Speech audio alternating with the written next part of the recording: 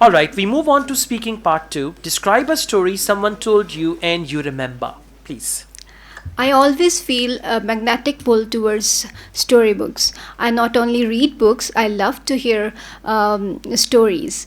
I developed this habit from my grandfather. He used to share stories of his youth age. I still cherish the memory of being absorbed in characters, bravery, and fairy meadows. It was superb. Later on, I came across a fellow in college. She narrated me a story of Harry Potter. I was over the moon when I heard the magical plot of the story. I really appreciated the creativity of the author. We used to sit daily, and she used to pour the chapter by chapter the whole story. She was excellent in narrating stories. She never missed the minor details as well. So above all, the term used in Harry Potter was mudblood.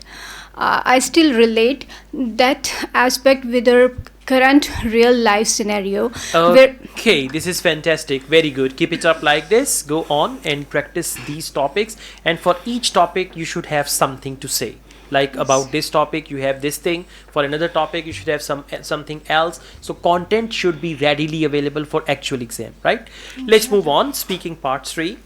Has storytelling changed over a period of time? I believe it's a natural ability. The more absorbing it is, the more attention seeking it is, the more fantastic it is to listen the story, whether it was in past or in present time. When you can touch the kinesthetic aspect of the listener, like if you can make them feel more and make them involved in the story remains interesting to everyone.